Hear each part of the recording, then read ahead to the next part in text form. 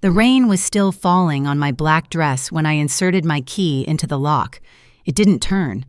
I tried again, thinking grief had made my hands clumsy. Nothing. That's when I noticed it. The locksmith's fresh scratches on the brass, the new shine of recently installed hardware. My daughter-in-law, Patricia, had changed the locks while I was burying my husband. My son, Christopher's voice came from behind the door, not concerned, cautious, like he was speaking to a stranger. What was I doing at my own house? The house where I'd lived for 41 years? The house I'd just left 3 hours ago to bury the love of my life? "Open the door, Christopher," I said, my voice hollow with exhaustion and grief. There was whispering behind the door. Patricia's voice, sharp and commanding. Then Christopher again. "Mom, this isn't a good time. Patricia thinks, we think you should stay with Aunt Margaret for a while." Process everything? My husband of 43 years was lying in a grave still fresh with flowers, and I was being locked out of my own home by the woman who'd spent the funeral checking her phone and filing her nails.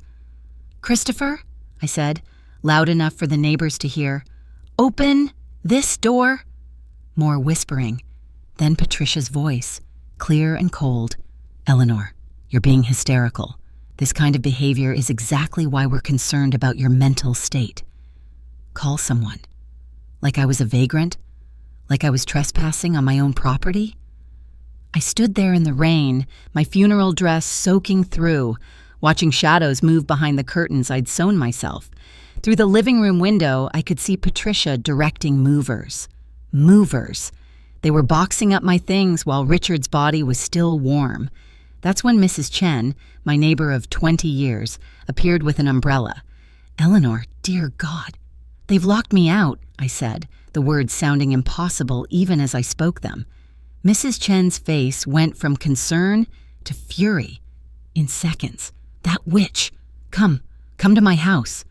But as we walked to her porch, my phone buzzed. A text from Christopher. "Mom, I know this is hard, but Dad left everything to me. Patricia found his will. It's better if you find somewhere else to stay." His will? Richard and I had made our wills together with our attorney, Harold Fitzgerald. Everything was to be split equally. The house to me for life, then to Christopher. Our savings divided fairly. It was ironclad, Harold had assured us. Unless... "Mrs. Chen," I said, my voice deadly calm, "I need to use your phone." I called Harold's office. His secretary, Beth, answered on the second ring. "Fitzgerald and Associates, how may—" "Beth, it's Eleanor Morrison. I need to speak to Harold immediately." "Oh, Mrs. Morrison, I'm so sorry for your loss. Mr.—" There was a pause. "Well, yes, Mrs. Patricia Morrison came by last week. Richard had only died 5 days ago. Patricia had been planning this while he was still on life support." "Beth, listen carefully," I said. "Do not give them any more documents." After hanging up, I sat in Mrs. Chen's kitchen, wrapped in a blanket, trying to make sense of the betrayal. Christopher, my sweet boy, who used to leave dandelions on my pillow, who cried when he accidentally stepped on a butterfly, was actively participating in locking me out of my own home. But why? What will was Patricia talking about? Then it hit me. 6 months ago, Richard had been diagnosed with early-stage dementia. The doctors said he had years of good cognition left, but Patricia had pounced on the diagnosis like a vulture on carrion. She'd started visiting more, bringing Christopher daily, always so helpful and concerned. "Let us handle the finances, Dad," she'd cooed. Richard had refused, but now I wondered, had there been a moment of confusion, a time when she'd manipulated him into signing something? My phone rang. Christopher again. Against my better judgment, I answered. "Mom, you're being unreasonable. Dad wanted this. He told Patricia everything should go to the next generation." Christopher's voice cracked. "Patricia showed me the will. It's dated 2 months ago. It's even notarized. You get nothing, Mom." 2 months ago. Richard had been in the hospital with pneumonia. I'd been by his side every moment except when Patricia had insisted I go home to rest. "I'll stay with Dad," she'd promised. 4 hours. I'd been gone 4 hours, and she'd somehow gotten a will signed and notarized? "Mom, he said truth is like water. It always finds its way to the surface. Your father loved me for 43 years. He would never leave me homeless. "You're in denial," he said, but there was uncertainty now. Patricia says a lot of things, like when she said she loved antiques but sold your grandmother's ring the moment you gave it to her. Silence. Then, "How did you—" "Because I'm your mother. I notice things. Like how she's been studying real estate listings for months. High-end properties she couldn't afford unless—" "Ask her, Christopher. Ask her why she hired movers before the funeral. Ask her why she visited Dad's lawyer while he was dying." He hung up. Mrs. Chen made me tea while I called the police. They arrived within 20 minutes, Officers Martinez and Thompson, both looking uncomfortable. "The house is in both my husband's and my name," I said firmly. We walked back to my house together. Christopher answered the door, looking haggard. Behind him, Patricia stood with arms crossed, perfectly composed in designer clothes I knew cost more than my monthly pension. "Officers," she said smoothly, "this is a family matter. My mother-in-law is understandably upset, but she's trespassing," Officer Thompson asked. Patricia produced a folder with theatrical efficiency. The will looked official. Richard's signature at the bottom, a notary seal, witness signatures. But something was off. "This is dated February 15th, I said, studying it. "Richard was in the ICU that day." Patricia's smile never wavered. "He was lucid before the intubation," I challenged. "Nancy, Beth, Maria? I know every nurse in that ward." "Mom, please," Christopher begged. "Just let it go. We'll take care of you." I laughed, but it came out broken. "Visit my own home?" Officer Martinez cleared his throat. "Ma'am, I'm afraid without proof that this will is fraudulent, we can't force entry. This is a civil matter." They left, apologizing but powerless. I stood on my own porch, locked out, while Patricia smirked from behind the door she'd had no right to change. "You have 10 minutes to gather some clothes," she called out. "Christopher will supervise." The humiliation burned worse than grief. Neighbors were watching from windows. The Johnsons, the Padalettes, the Yangs, all witnessing my disgrace. Patricia had timed this perfectly, knowing I'd be too devastated after the funeral to fight back effectively. Christopher followed me to the bedroom, mine and Richard's bedroom, watching like I was a thief. The bed was already stripped, our wedding photos removed from the walls. I asked. "Patricia's redecorating. Depressing. 4 decades of love, reduced to a depreciation of property values." I packed mechanically while Christopher hovered. It was pushed behind his shoes, dusty and forgotten. My heart pounded as I reached for it. Christopher was distracted, texting Patricia about my movements. I slipped the briefcase into my suitcase under a layer of clothes. 5 minutes, Patricia called out, her voice sing-song with victory. In the bathroom, gathering toiletries, I noticed something else. The medicine cabinet had been reorganized. Richard's medications were gone except for one bottle, pushed to the back. Haloperidol. I didn't recognize it. The prescription date was February 10th, 5 days before the supposed will signing. I palmed the bottle, my mind racing. Why would Richard need an antipsychotic? He had mild dementia, not psychosis. Unless Patricia appeared in the doorway. "Let's go, Eleanor." I looked her in the eye, really looked at her for the first time. Saw the calculation, the greed, the barely concealed triumph. "You know," I said conversationally, "Richard always said you reminded him of someone. I could never figure out who. But now I know. His first business partner." Her smile flickered for just a second. "Christopher, your mother is becoming agitated. Making me sound crazy, unstable, dangerous. Classic gaslighting. I left with my suitcase and what was left of my dignity. Mrs. Chen was waiting on her porch and I collapsed into her arms. 'You'll stay here,' she said firmly." That night in Mrs. Chen's guest room, I opened Richard's briefcase. Inside were documents, old tax returns, insurance papers, and a sealed envelope with my name on it in Richard's shaky handwriting. My hands trembled as I opened it. Inside was a single sheet of paper and a USB drive. "My dearest Eleanor, if you're reading this, then Patricia has made her move. I'm writing this while she thinks I'm napping. The woman is a viper, but our son loves her, so I kept quiet. I know she's planning something. She asks too many questions about our assets, studies papers when she thinks I'm not looking. Yesterday, she brought a friend to visit, a notary. I pretended to be more confused than I am. The USB contains recordings from the nanny cam I installed in the living room. I told you it was for watching the news while cooking. I lied. It was for watching her. Our real will is in Harold's safe, not in his office, in his personal safe at home. Tell him Aberdeen. He'll know. I'm sorry I can't protect you myself, but I knew my brilliant wife would figure it out. S. Check our joint account at First National. I clutched the letter to my chest and wept. For Richard's foresight, for his protection even in death, for the fact that he'd known what Patricia was and couldn't tell me directly. The USB drive went into Mrs. Chen's computer. File after file of footage loaded. I fast-forwarded to February 10th. There she was, Patricia, leading a disoriented Richard to the couch. He was clearly drugged, barely conscious. A man in a suit sat across from him with documents. Mr. Richard's head lolled. Patricia grabbed his chin, forcing him to nod while making sounds that seemed to come from him. He's saying yes, she announced clearly. He wants everything to go to his son, Christopher. They guided Richard's hand to sign.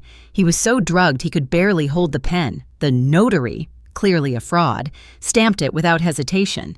But the best part? Patricia's celebration afterward caught in crystal clarity. That was easier than I thought, she laughed, pouring wine. The haloperidol worked perfectly. The fake notary joined her toast. For $10,000, I'd notarize a napkin. Just remember, if anyone asks, you were never here, Patricia finished, and Richard was completely lucid. I had them. God bless my paranoid protective husband. I had them dead to rights. I made copies of everything, sent files to Harold, to myself, to a cloud server. Then I called Adult Protective Services and reported the drugging and elder abuse. I called the state notary board about Marcus. I called the police about fraud and forgery. But I wasn't done. Not even close. The next morning, I visited Harold Fitzgerald. He went pale when I said Aberdeen, Richard's code word from their military days together. Oh, thank God, he breathed. I've been waiting for you. From his home safe, he produced not just our real will, but a treasure trove. Medical records showing Richard was mentally competent until his final days. Financial records of Patricia's suspicious purchases in the weeks before Richard's death. Emails between Patricia and Marcus planning the fraud. A private investigator's report on Patricia's first marriage. Richard hired the PI last year, Harold explained. He wanted to be sure before taking action. Eleanor, your husband was building a case. The phrase hit me like a punch, ran out of time, or was given less time. Harold, I said slowly, Richard's death was sudden. The doctors said his heart just gave out, but what if... I had the same thought, Harold said grimly. We need to request an autopsy. The next 48 hours were a whirlwind. Armed with evidence, the police took the fraud seriously. A judge issued an emergency order preventing Patricia and Christopher from selling or removing anything from the house. Christopher called me screaming. What have you done? Patricia says you're trying to destroy us. She's pregnant, Mom. Pregnant. The woman who'd been secretly taking birth control for 5 years was suddenly pregnant when she needed sympathy. Christopher, I said calmly, ask Patricia why she drugged your father. Ask her about Marcus, the fake notary. Better yet, ask her about her first husband, Thomas Ashford. Silence. Your wife has done this before, son, and if we run that autopsy on your father... The autopsy results came back positive for digoxin, a heart medication Richard had never been prescribed, in levels high enough to cause cardiac arrest. Patricia had been slowly poisoning my husband while pretending to care for him. The arrest happened at the house, my house. I watched from Mrs. Chen's porch as they led Patricia away in handcuffs, her perfect composure finally cracking. She screamed, Christopher, tell them! Tell them how crazy your mother is! Christopher stood in the doorway, holding the pregnancy test he'd found, still in its wrapper, never used. The final prop in her performance, waiting for the perfect moment to play the sympathy card. Mom, he said when he saw me, his voice broken. Mom, I'm so sorry. I held my son as he sobbed. 5 years of manipulation crumbling in a single moment. He'd been a victim too, just a different kind. The trial was swift. The video evidence was damning. Marcus the notary flipped immediately, testifying about how Patricia had done this twice before. Elderly husbands with assets, mysterious deaths, convenient wills.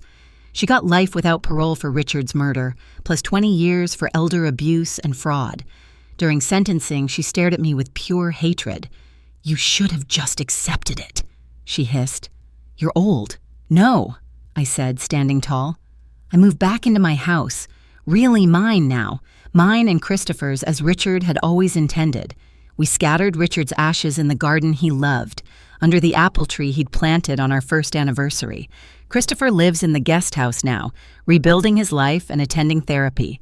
He's learning to trust again, to see through manipulation. It's a slow process, but he's his father's son, stronger than he knows.